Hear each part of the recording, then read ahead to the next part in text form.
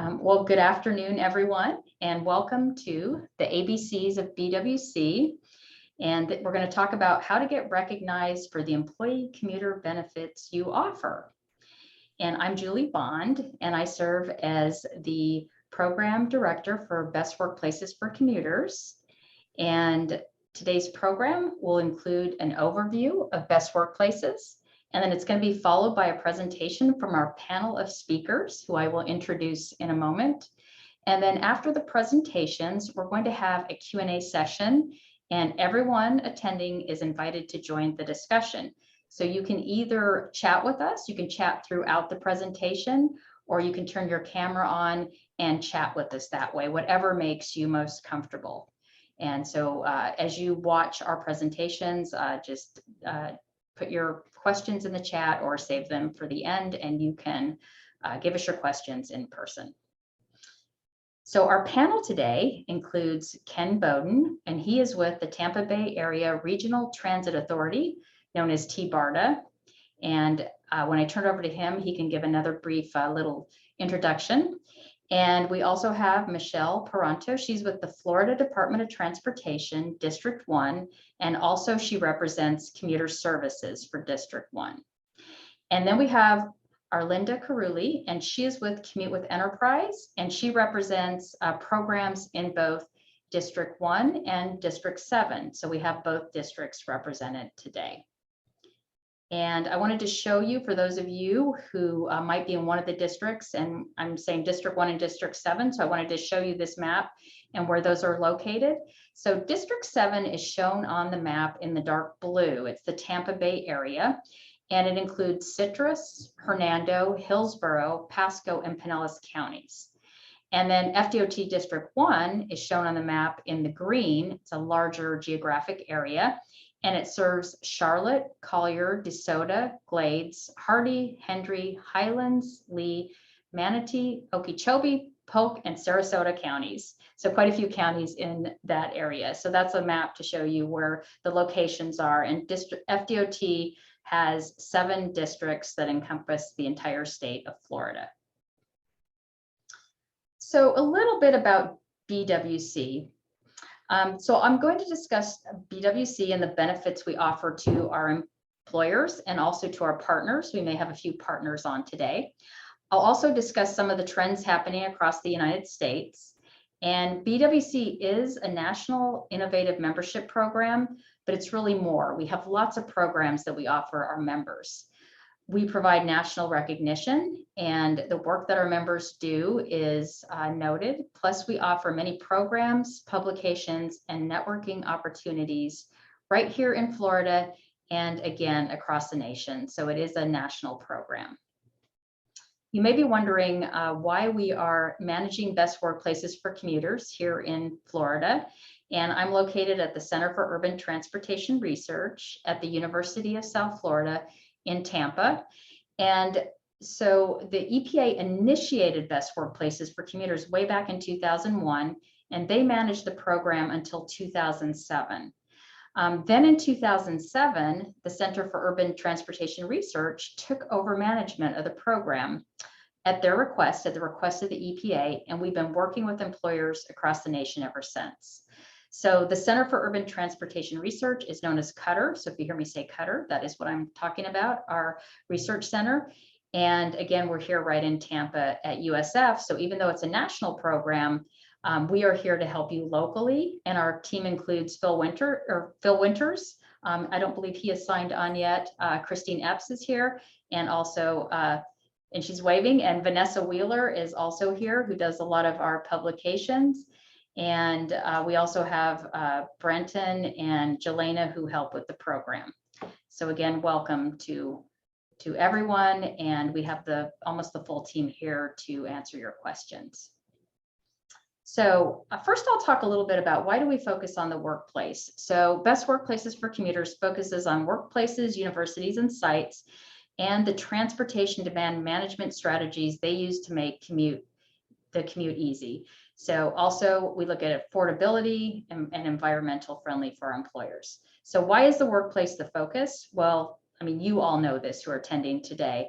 Employers play a role in setting work schedules, right? Telework and compressed work week are two of the benefits most offered by our members to their employees. And even before COVID, that telework was the most offered. And then it did increase after the pandemic. So employers also offer incentives such as free or discounted transit passes. Employers have a hand in setting parking policy at the workplace and for providing amenities such as lockers, showers, and bicycle parking. So these are just a few of the way they influence commute behavior. And they do have a wide range of motivations for providing commute benefits. So if you look at this circle that you can see on this slide, the words you see in the circle are from it's a word cloud, but they're in proportion to the number of employees who cited them as a strong motivator in the 2019 BWC employee survey that we conducted. So you can see some of the words that are larger traffic congestion was number one. Also employees requesting programs. So the employees requested the program. Work-life balance, employee turnover, and employee productivity are all big motivators as you look in that word cloud. Also, employee programs benefit employers and their employees. And here are a few examples. Telework can lead to employee productivity increases, reduced overhead for the employer, and increased employee retention. So those are pretty big benefits. Flexible work hours have been shown to reduce absenteeism, along with compressed work week, providing expanded coverage. We see that in a lot of our hospitals who are members, and productivity increases, of course. Commute subsidies for transit and Vanpool can provide reduced payroll cost and parking demand. And then we have, we see bicycle amenities provide for a healthier workforce and more options to get to work. So I want to talk just a little bit, of course, about the pandemic, because we've all been experiencing the changing work environment during the pandemic and after, and we know telework will have a long-lasting impact on our workplaces. So I just pulled a couple stats to look at, and according to the U.S.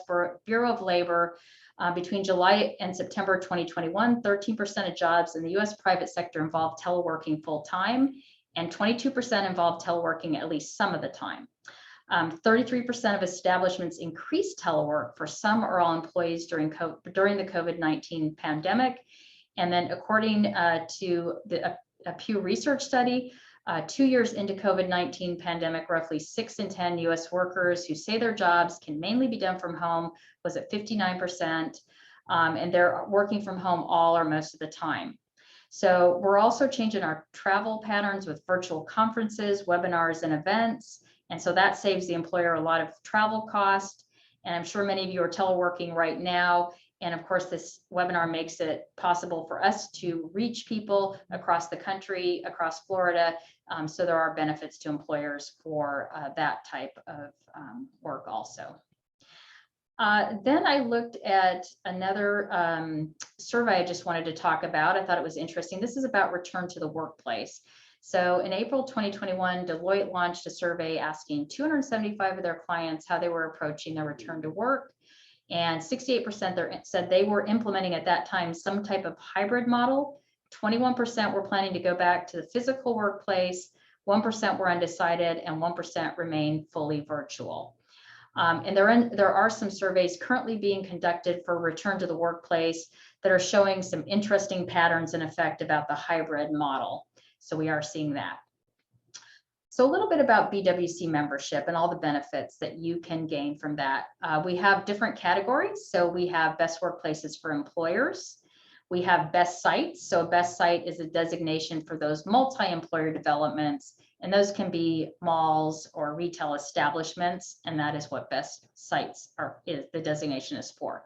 We have best universities. So for example, University of South Florida is a best university, and that is also for colleges. St. Pete College has been a best university. And then we have another category for our partners. So best partners are actively encouraging and assisting other employers, university, and sites to pursue membership like Commuter Services and TBARTA, and you'll hear from them in a minute. Every year we announce the list of best workplaces, and we announce that during January of each year. So this year we announced more than 500 workplaces were named to our BWC list. And so again, we'll be announcing that during January of 2023 for the 2023 list. Here's a few of our members. You can see some Florida members like Legoland. You can see we have a variety. We have George Mason University, LinkedIn, Valley Metro, UCLA. We have large and small employers. And so we have a really wide array of employers, sites, and universities that belong. And so it's a great networking opportunity too for everyone. And the breakdown was 424 workplaces, 65 universities, and 28 sites named to the 2022 list. And that collectively represents over 2 million employees. So the road to membership, we've made it as easy as possible. You can see that online we have tools you can use. So how do you become a best workplaces? First, you have to offer a primary benefit. And these are just some examples of primary benefits you can see on the checklist. This is all online if you visit bestworkplaces.org. So our members offer transit subsidies, the telework program, which was offered the most, cash instead of parking, employee shuttles, carpool and vanpool cost, and then you select 3 secondary benefits. These are just a few, so there are many that our employers can select, and to meet the standard of excellence and become a member, you have to check 3. So you can see some of those are flex time, bicycle parking, showers and lockers, carpool parking. And so again, I won't get too much into the application because we do have our partners here that will help you if you decide you want to apply. And then also members offer access to a free emergency ride home, or sometimes called guarantee ride home. So those are ride homes in case of emergency. You can have that available for employees to get them home. So also, if you see here, there are membership dues. So since you're in Florida, the really great part of this is you do not have membership dues. So when you join, you don't have to pay the due.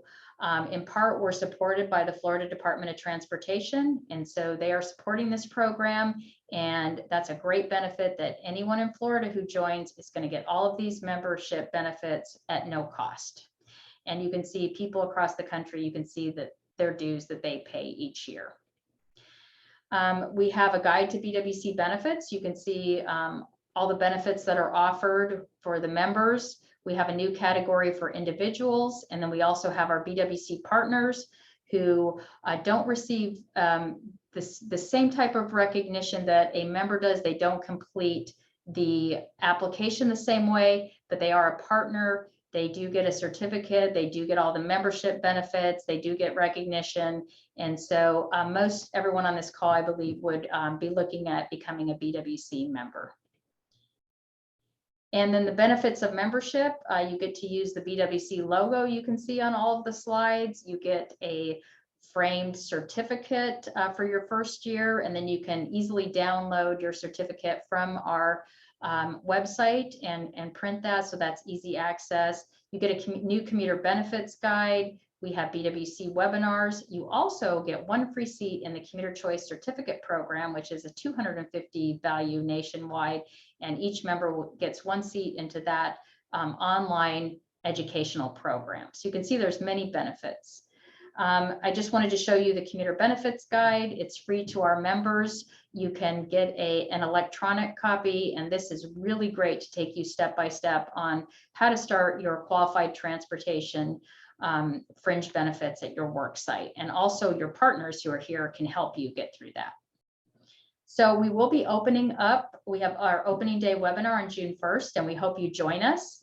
The application period for everyone nationwide is June through November, but Florida members can sign up any time of the year. And you can go to bestworkplaces.org and easily complete our application. Again, if you're from Florida, there's no fee to apply. If you are on today and you're from outside of Florida, there is a fee to pay. So that would be the only difference between Florida and our national members. And we get back to you quite quickly once that you submit your application. So please go and check that out, or contact one of your employers to help you with that. And we'll announce that national list release on January 2023. So that is a quick overview of best workplaces for commuters. And I'm now going to turn the time over to Ken with TBARTA. Thank you, Julie, and welcome to everybody who's joined us for this afternoon's BWC ABCs meeting. Go ahead and advance the slide, please. So I'm going to talk a little bit about some of the services that TBARTA or Commute Tampa Bay offers. I'm joined today by a colleague who represents District 7, Southwest Florida, Michelle Peronto. And to keep this from being too repetitive, what I talk about for Commute Tampa Bay really also applies for the Southwest portion of Florida as well, Commute Connector. And what she has to say and talk about also represents and is related to what we do up here in District 7 with Commute Tampa Bay. I'm just quickly going to go through some of the modes that we try to promote, Vanpool being one. I also want to mention that we're joined by Arlinda Carulli from Commute with Enterprise, and she'll dive a little bit more deeply into this. But TBARTA does offer a $400 monthly subsidy to help support the Vanpool program. Southwest Florida, District 1 actually offers a $500 subsidy. Go ahead and advance the slide. We also promote carpooling. We have a fantastic website. It's CommuteTampaBay.com, and it allows people to get in, create an account, and to put in their origin and destination information and come up with matches. They can then communicate safely and securely with potential matches. And that is kind of the driving force behind the carpool. I'll talk a little bit more about additional services that we offer employers. But I just want to mention that our website, I think, is really powerful, and it's also shared by the folks in District 1. And Michelle Peronto is going to talk a little bit about the incentives that are part of that particular website. Next slide. We also work with our partner transit agencies throughout the region. We're blessed in Tampa Bay for having the Flamingo card, which is a fare service, a fare card that can be purchased and utilized throughout the entire region. Even Manatee County participates in that. So folks that are utilizing MCAT or HART is the service that's provided by Hillsborough County, PSTA in Pinellas County, the bus in Hernando County, and of course, Go Pasco, their bus service is also part of the Flamingo card. The Flamingo card is also capped at $65 a month. So if people hit that amount, they won't be charged additional costs for utilizing the service. And we really work to help employers who want to activate this service with their employees to make sure that those employees do have access to the Flamingo card. Next slide. We also promote bicycling. A couple of interesting parts about the Commute Tampa Bay website. We offer a bike route assistance. So you can basically track your trip via a map that shows bicycle-friendly streets. And I think more importantly, we also offer kind of a bike buddy matching service. So people that are anxious about riding to work for the first time can actually match with somebody close to them and share that ride together to make it a little bit more comfortable. Next slide. And these are the services that I really want to talk a little bit about. I'm going to save the emergency ride home for last. But these are support services that actually make these, make a commuter program come together. For instance, you might not know what your employees are doing to get to work. You might not know where they're coming from. You might not realize the transportation modes that they're willing to try. And you might not have any information about the barriers that they face to trying new modes. So we put together an employee commute survey to basically ask very basic questions of your employees and ask them how they're getting to work, what they're willing to try, what barriers they face. And this provides kind of that foundational base for laying out any kind of program that we do with an employer. One of the most important pieces to this is a GIS analysis. We can actually gather this information from an employee commute survey, or we often work with employers and get that information from their database. And basically, we're looking for groupings of people. So if you want to try carpooling, if you want to try to branch out and do vanpooling, that information is really key to making a program like that work. We look for groups that have a very similar commute, that are based on similar shifts. We also work with employers that are struggling with parking pressures. Around the Tampa Bay region, areas specifically like downtown St. Petersburg and downtown Tampa are really struggling with parking. And so that component and helping to set targets to reduce parking, on-site parking, can be a very important component. We also try to package these together so that the employer is offering a benefit to their employees that helps attract and retain employees. And we can, in addition, help to evaluate a work from home program. So for instance, if you have something in place, you have a hybrid system in place, we're happy to help look at the policies that you have established. And we're very willing, and actually, I'd be remiss without mentioning that Best Workplaces for Commuters actually offers a telework certificate for people that are in BWC. That is excellent. I would highly encourage all of you who have a telework program in place to sign up for this class, this certificate program, and dive into depth, learn how you can actually improve your telework program. And of course, folks that we work with, we really like to promote what they're doing for their employees and give them the kind of recognition that they deserve by being part of a program like Best Workplaces for Commuters. Next slide.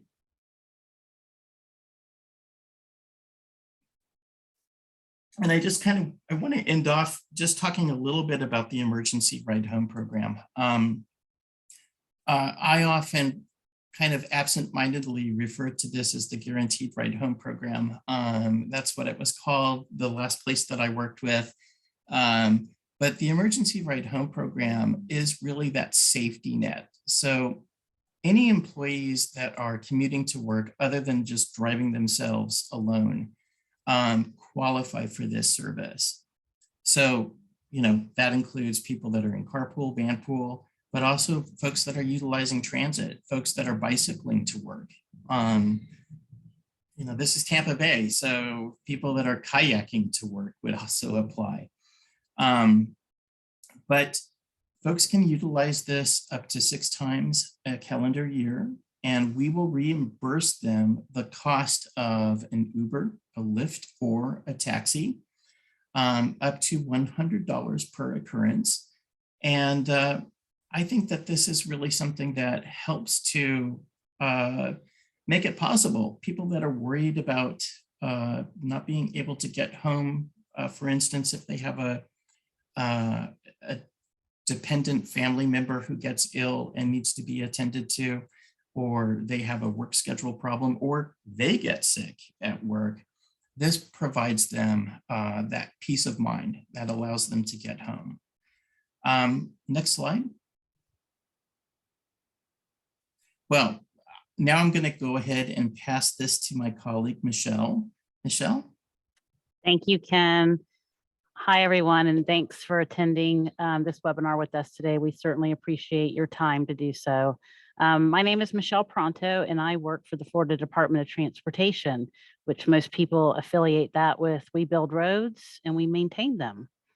But we do so much more. And one of the more things that we do is that we support our commuters by developing these types of programs and offering things like Vanpools and other mobility options that might be available to you in your area. Next slide. So what's exciting for us in my region, District 1, I'm the one with the 12 counties. About a year ago, in March of 21, we worked with Commute with Enterprise and we became partners with them. So now we have this great contract that allows the department to pay for $500 of that Vanpool cost. And even more importantly, where we've seen some great success is that the employer is picking up the rest of that cost. So it's really cool for the employees to engage with us in this way. There's two things about the Vanpool program that I like to talk about, and that is one of them is the $500 subsidy. Ken talked about the other thing, that emergency ride home, right? So, you know, occasionally people don't quite understand what emergency ride home means. Ken did a great job explaining it. It is not an emergency ride to work. We don't get you to work, we just get you home. So if you're stuck at work and you need a ride home, this is the program for you. But if you missed your Vanpool, well, you just got to figure that out on your own. But we ask that you do log your trips in our app that we have. Ken and I share the same app platform, and that's powered by Agile Mile. So for the most part, it works the same. Ken's app looks like his program and all the logos and stuff, and my app looks like my program and all the logos, but it works the same in both cases. And as long as you're logging those trips in, there's a few other eligibility things, but you're qualified for your emergency ride home. Next slide. So this is what the app looks like on the rewards and coupon page. That is an exciting part about our app. As long as you're logging your trips. So for me, I work a compressed work week and I telework. So I log that trip, if you will, into the app that I'm working this compressed week and that I get to telework 1 or 2 times a week. And that gains me points. And then you collect all those points and you can get some rewards or some coupons. And those rewards and coupons are specific to your geographic region. Ken and I were just talking about this right before we got on. And he said that even for him, his coupons will be something different from his home than from his workplace. So it really does kind of track where you are. So unfortunately, unless you're here with me in Bartow, you're not going to go eat at the Palace Pizza with a coupon. That's just local here. And so we like this program. It really is so easy to do. You can do it on your mobile application, on your mobile phone, or on web-based applications. So either way, it's super easy. And I'm going, if you'll go to the next slide, Julie or Christine, I'm going to pass this over to my great partner, Arlinda, and she's going to talk to you about how easy and good it is to Vanpool. Arlinda? Perfect. Thank you, Michelle. Good afternoon, everyone. Again, thanks for joining us.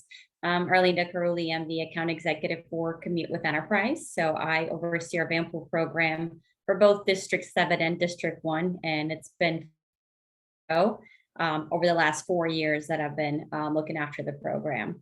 So before we get into some of the data we've been able to collect between the 2 districts, I did want to do a quick review of exactly how easy vanpooling is, like Michelle mentioned.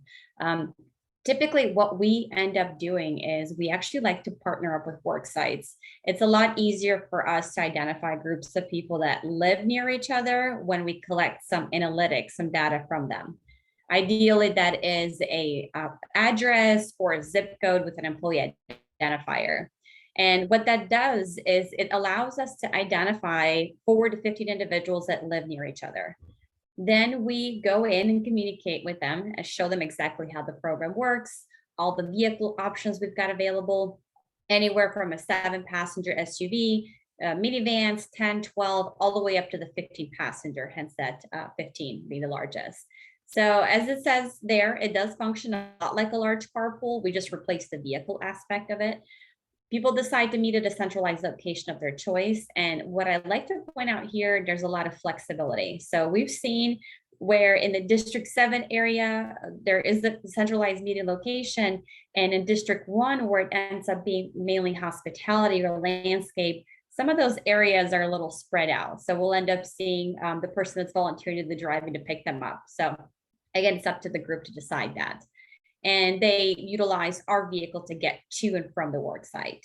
The group gets an extra 200 miles for personal use, and they're now splitting the cost, which is a great benefit. So with all the gas prices that we see going up, it's optional for them to get a fuel card if they're interested. They can get a toll card, so they can really split that cost down to the bottom. Next slide. So to give you guys an idea of exactly what the Vanpool programs look like side by side, we've got the District 1 Vanpools. As Michelle mentioned, we launched the partnership last year in March. We're at 36 and growing, so I'm excited to see that number. We've got 407 participants in the Vanpools right now. And just wanted to show you how it compares to District 7. So we've had a subsidy in place in District 7 for years. So we're at 170 Vanpools with 835 participants. What Michelle mentioned earlier is a lot of the partnerships we have with work sites, they end up, FDOT is paying the first $500, right? This is a monthly subsidy. And then the work sites, they're utilizing this as a recruitment tool, right? They're bringing more folks in. They're seeing that gas prices is affecting their retention rate, so they're able to retain staff for a longer period of time. So they're saying, you know, we're going to pay for that Vanpool for you. And a lot of them want to get more space for their buck, right? More vans. So they end up getting the 15-passenger vehicle. So that's why that comparison is almost half, right? Even though we're looking at 36 Vanpools on the road, we have 407 participants in District 1. In District 7, what Ken and I end up seeing quite a bit is federal sites. So federal agencies actually provide an additional subsidy up to $280 per person on top of the $400 subsidy. So for them, really a 7-passenger SUV with 5 people is a free ride to work with gas and tolls included. So that explains the difference between those numbers. We're really hoping to continue to push to increase the participation in District 7. And I was mentioning earlier to Ken that we have very closer to 180 Vanpools that we should be ending up in that month of July there. So good stuff happening out there with the bad increase of fuel prices. Next slide. To give you guys an actual idea of what that impact is to employees, this is some of the data that we've been able to collect from those Vanpools combined from both districts. So there's some significant numbers. Again, we mentioned some of the benefits for the work side. We've got recruitment, retention. You're able to save your employee over $8,000 per year, giving them the option to have a transportation solution to get to the work site. That's a great race in my eyes. Being able to give them usable time back. So on average, between the 2 districts, our riders spend about 47 hours in the vehicle per month. That's over 560 hours per year. It's a lot of hours, right? So now they're not stuck in that single occupancy vehicle. They're rotating through those driving responsibilities, taking some time back to themselves to reflect. They can watch their favorite movie on the way, take a nap.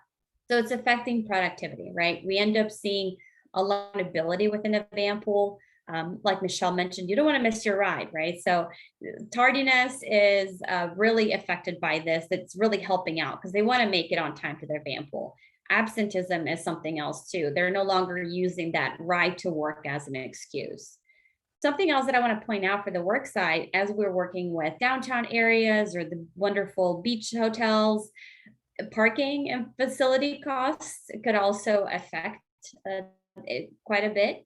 So this is something that that challenge could be really worked out by. In fact, we've got some great partnerships with some VA hospitals in the area, some of which we're able to free up hundreds of parking spots. The last thing I want to point out is the miles reduction.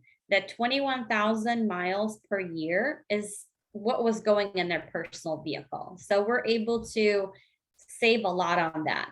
That's not just looking at helping us out in terms of that congestion, the traffic that is decreasing by getting one Vanpool out on the road, the wear and tear in the personal vehicle for that employee, right? The depreciation cost, all of which adds up. And also sustainability, right? So in terms of looking at it from the employer side of things, we're able to measure out what the decrease in CO2 emission is. I know Ken is going to touch up on some of the benefits there, but again, this is actual numbers that we've been able to collect that were reported from all those little dots that you saw earlier on the map, and we'd love to continue sharing some of these updates. This is actually off of the quarterly business reviews that we engage with our work sites.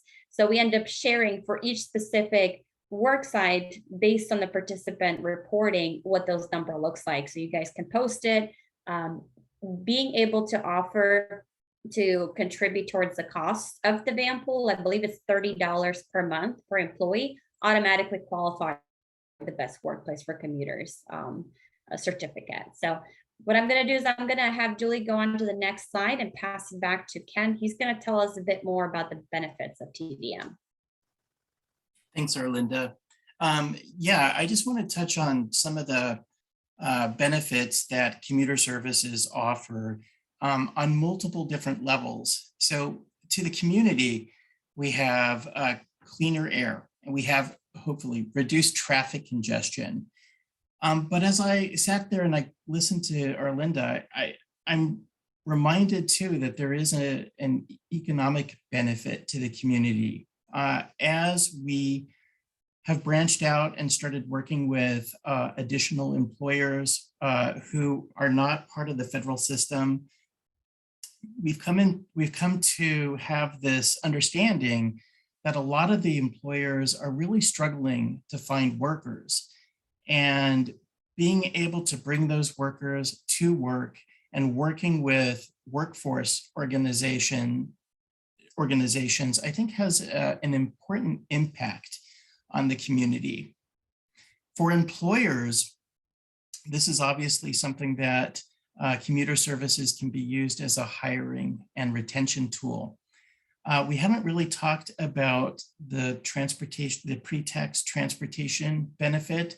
I'll just mention quickly that the IRS allows folks to pay for Vanpool and for transit services with a pre-tax deduction from their wage or their hourly salary to pay for that transit service or Vanpool. So employers who take advantage of that save on payroll taxes. Additionally, a commuter services program is really and should be thought of as the cornerstone to any sustainability program. If your organization is looking at a green program, you really should talk to us about how to get the transportation component up and running. And also, employers benefit by looking at options other than just having folks drive alone and utilizing their on-site parking. Perhaps you want to evaluate, or you're in the process of evaluating your parking for alternative uses.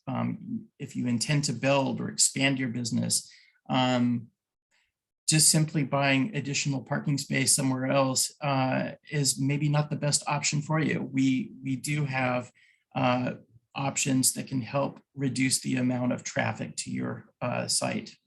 And I think employees can also benefit from this. Obviously, with gasoline at $4.50 a gallon in the Tampa Bay area, this has the potential to really reduce commuting costs and might be thought of as a way to give your employees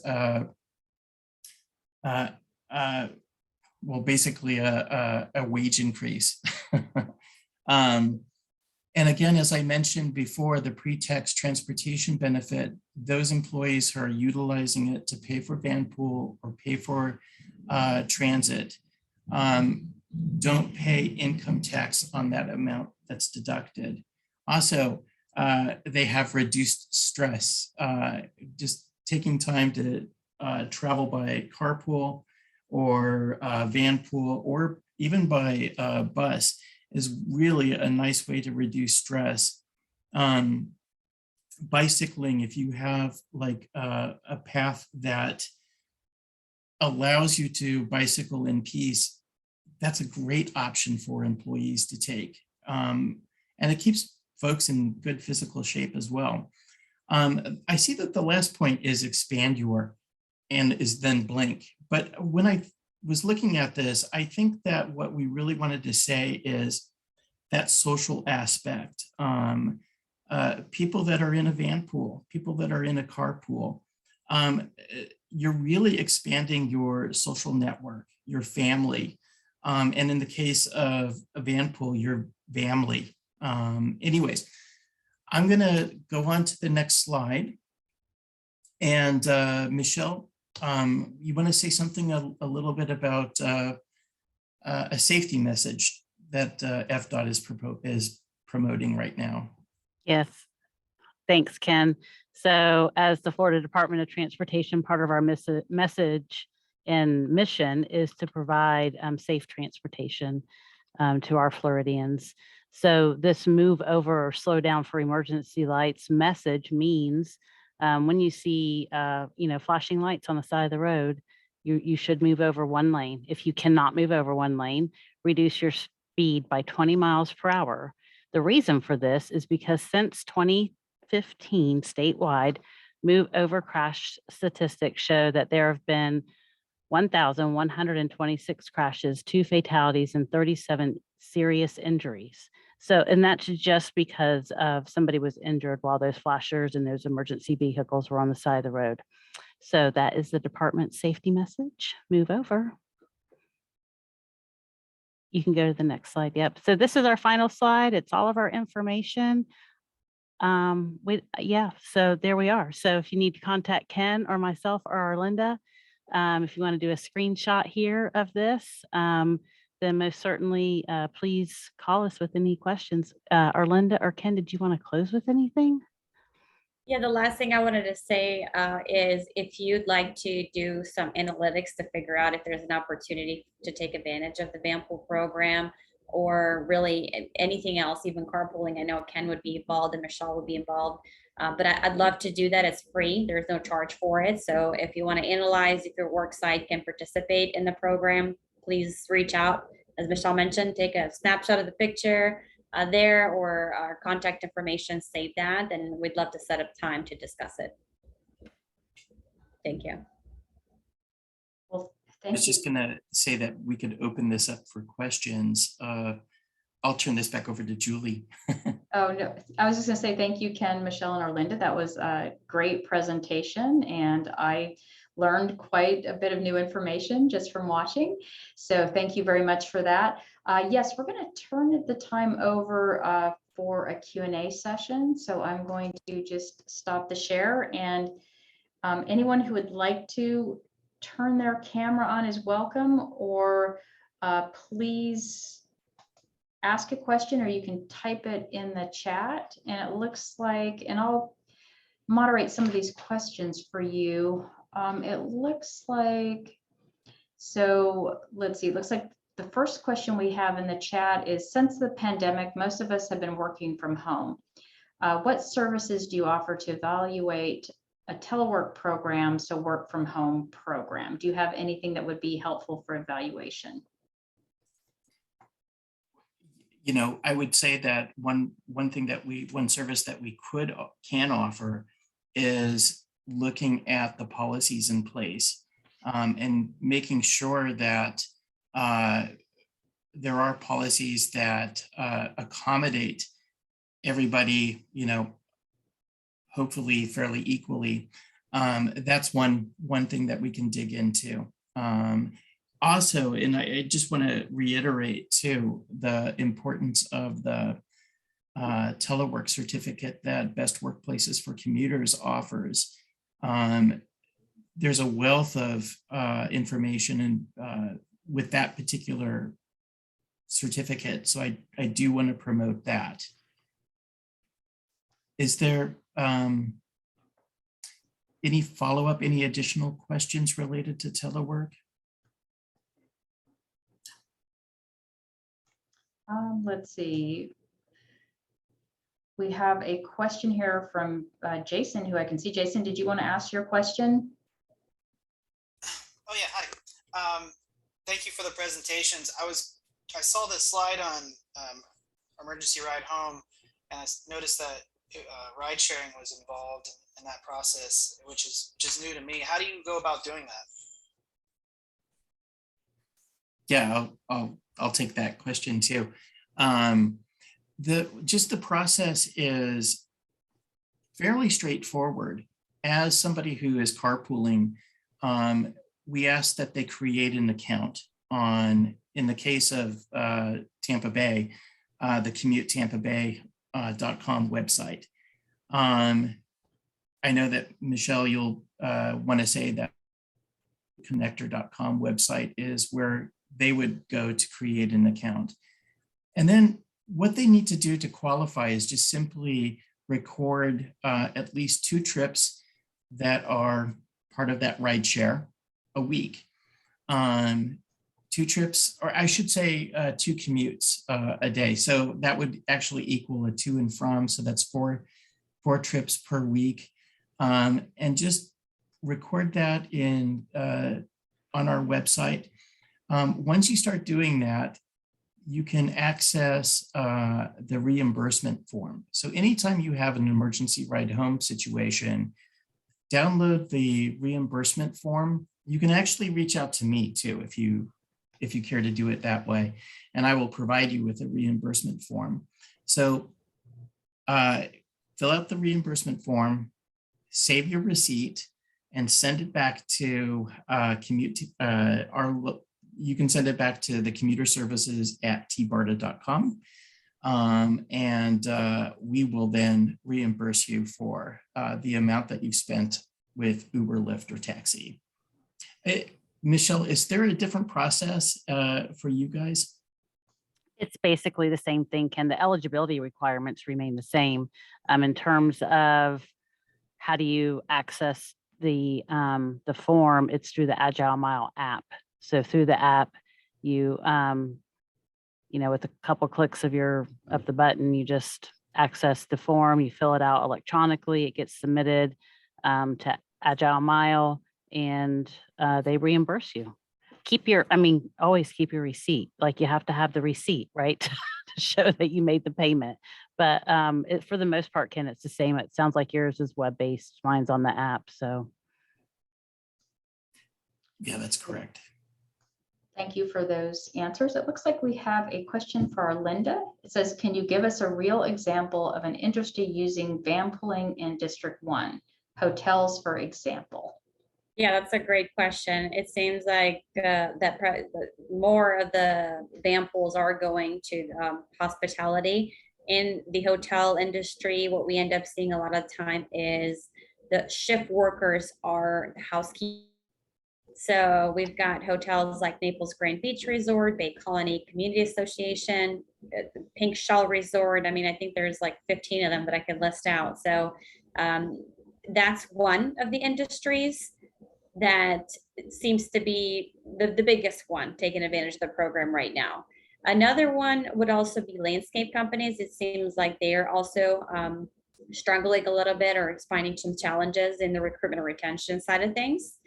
I am actually working with a few manufacturing sites right now and distribution centers. So really any type of employer that has a shift worker base site, we're able to help out. But hospitality, landscape, manufacturing are probably top right now, aside from the VA hospitals that we're seeing in the District 7 region. Thanks. That's a really interesting. So interesting to know what that's looking like. Did you have Vanessa, did you have a question? It looks like your hand is up. Actually, I did. So first of all, I love hearing about all of these programs and how we are progressing things forward in the region. It's really exciting. And I even think about how I would want to translate this information if I were employer. So I was just looking to see if any of our panelists had any tips for success in helping promote these programs internally to employees to hopefully expand adoption. I'll go first, but I think it's really Arlinda. She's the boots on the ground, right? So I would say learning with and through Arlinda, it is hugely successful when you have your upper management giving the nod, when they understand the benefit that this can provide to their employees. And then it's kind of like downhill, but in the most positive way, you know? I mean, all that information flows down to managers and their employees. And yeah, it seems like it's a lot of work still, but it's good. It once you have that upper management. So Arlinda, I hope I did you proud. I'll let you continue. I would absolutely agree with that, with what Michelle said. A lot of the time we do end up talking to the upper management, the leadership team, right? They get their stamp of approval and then ideally pass it on to HR directors. And they're the ones that help us with that communication process to get everyone bought in, not just because they have that analytics, they have the data access, but they're the ones that make the decisions to get connection meetings together, right? Hey, I've got 10 people over here. Let's talk to them and see if we can get them in a room. Ideally, we want that done during work hours as well, because that increases the participation. And that's when we end up seeing a Vanpool forming, as when we've got high participation on those. But starting from the top, it's always, something that we all do, Michelle, me, and Ken, is stay involved in the community. So whether that's on like the chamber side, the side of things, economic development, any transportation committees that we could be a part of, we start communication with them, because it always helps having that backing from the community to introduce us to the organizations. I can easily pick up the phone and call someone, and they're like, what are you selling me? I'm like, I'm trying to help you, I promise. It's a great free program. So that's sometimes the challenge, where HR is so busy that they're like, I can't help you because I need to hire 200 people. And I need to make them understand I am the solution to help them hire those 200 people. So we see a bit of that, but yes, Michelle, you did me proud all the way from the top. Okay, well, it looks like we just have a minute or two left. Did each one of the panelists just want to make a closing statement, and then we will sign off for the day? Perfect. Well, since I'm unmuted, again, I really appreciate the opportunity. And Christina as well, thank you for setting everything up.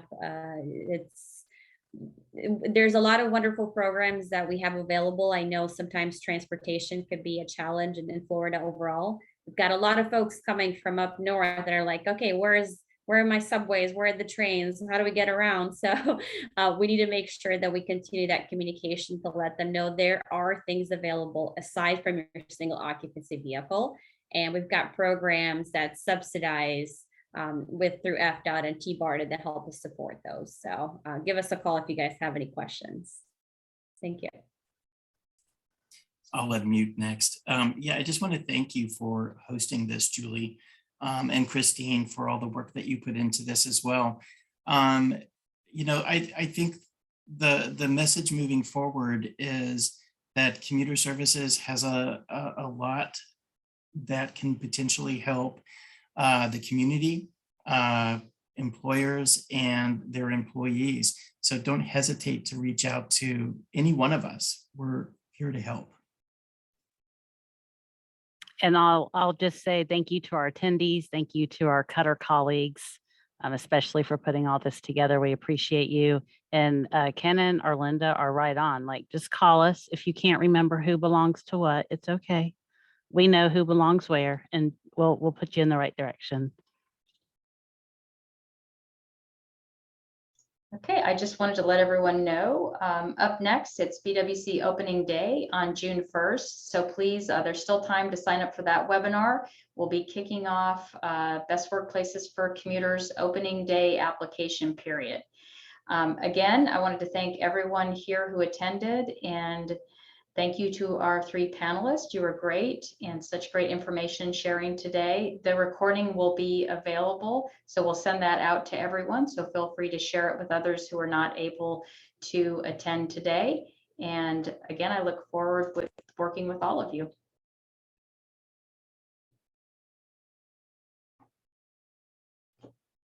Thanks, everyone. Thank you. Have a great rest of your week.